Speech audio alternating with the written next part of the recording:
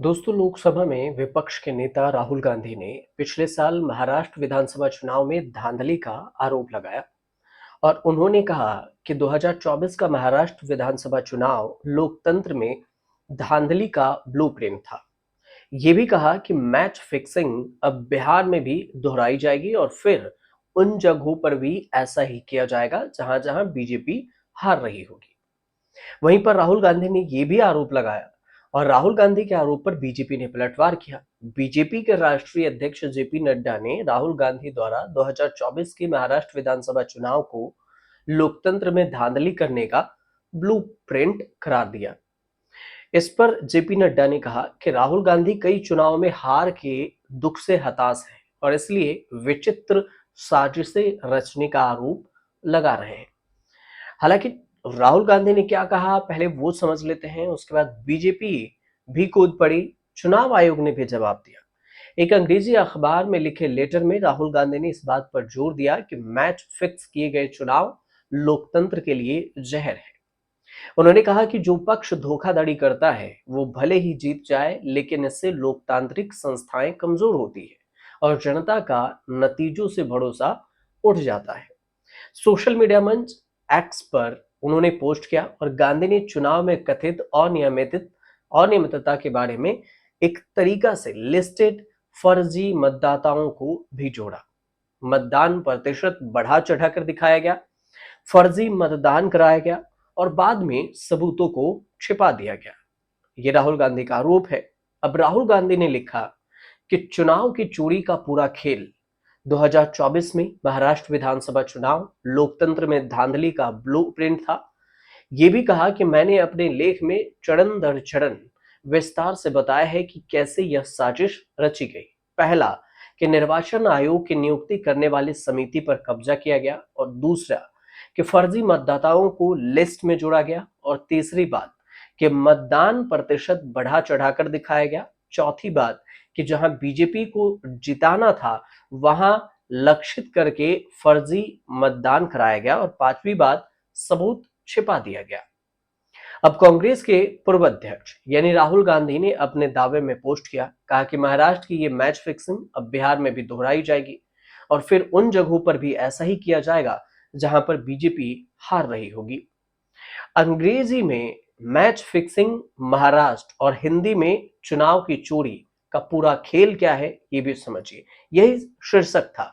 जो लेख लिखा गया उसमें यही शीर्षक था, जिसमें मतदान लिस्ट और सीसीटीवी फुटेज लोकतंत्र को मजबूत करने के औजार है, न कि ताले में बंद रखने वाले सामग्री, खासकर तब जब लोकतंत्र से खिलवाड़ हो रहा हो। देश के लोगों को भरोसा दिलाया जाए कि किसी भी रिकॉर्ड को नष्ट नहीं किया गया और आगे भी नहीं किया जाएगा। राहुल गांधी ने यह भी कहा कि चुनाव को लेकर मैंने पहले भी संदेह जताया था और मैं ये नहीं कह रहा हूं कि हर चुनाव में हर जगह धांधली होती है। मैं छोटी मोटी गड़बड़ियों को नहीं बल्कि राष्ट्रीय संस्थानों पर कब्जा कर बड़े पैमानों पर की जा रही धांधलियों की बात कर रहा हूं। उन्होंने कहा कि पहले भी चुनाव में कुछ अजीब तरह की चीजें होती थी, पर 2024 का महाराष्ट्र विधानसभा चुनाव पूरी तरह से विचित्र था। राहुल गांधी ने यह भी आरोप लगाया कि मतदान प्रतिशत को बढ़ा चढ़ाकर दिखाया गया। उन्होंने लिखा कि महाराष्ट्र में 2019 के विधानसभा चुनाव में रजिस्टर्ड मतदाताओं की संख्या 8 करोड़ 98 लाख थी। 5 साल बाद मई 2024 के लोकसभा चुनाव में यह संख्या बढ़कर 9 करोड़ 29 लाख हुई और इसके सिर्फ 5 महीने बाद नवंबर 2024 के विधानसभा चुनाव तक यह संख्या बढ़कर 9 करोड़ 70 लाख हो गई। यानी 5 साल में 31 लाख की मामूली वृद्धि और सिर्फ 5 महीने में 41 लाख की जबरदस्त बढ़ोतरी हुई। तो ये बढ़ोतरी कैसे हुई? और अपने लेख में ये भी बात बताई है उन्होंने कि मतदाताओं की संख्या 9 करोड़ 70 लाख पहुंचाना असामान्य है, क्योंकि सरकार ने खुद के आंकड़ों के मुताबिक महाराष्ट्र के वयस्कों की कुल आबादी 9 करोड़ 54 लाख बताया।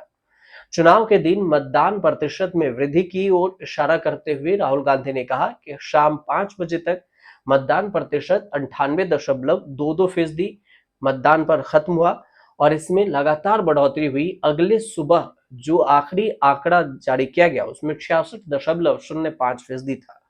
लिखा कि यानी मतदान प्रतिशत में 7.83% की भारी बढ़ोतरी हुई, जो करीब 76 लाख वोट के बराबर है। वोट प्रतिशत में ऐसे बढ़ोतरी महाराष्ट्र के पहले के किसी विधानसभा चुनाव से कहीं ज्यादा है।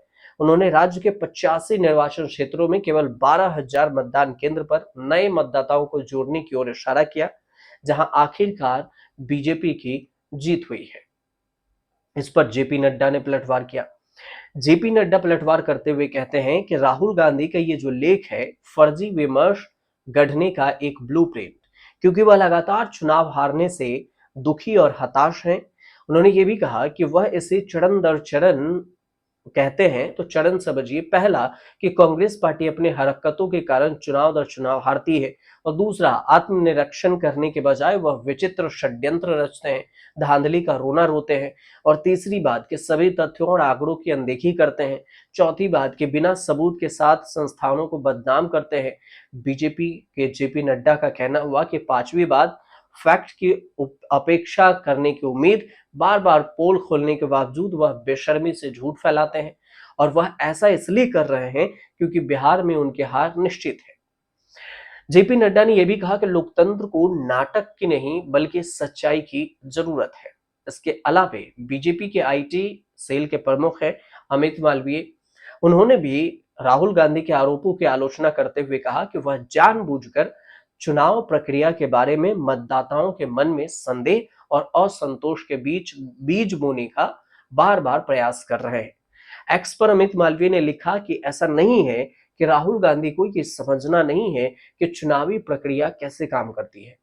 वो इसे बहुत ही अच्छी तरह से समझते हैं, लेकिन उनका लक्ष्य स्पष्टता नहीं है, अराजकता है, और यह हमारी संस्थागत प्रक्रियाओं को लेकर मतदाताओं के मन में संदेह और भ्रम के बीच में बीज बोने के उनके बार बार किए जा रहे प्रयास सुनियोजित है।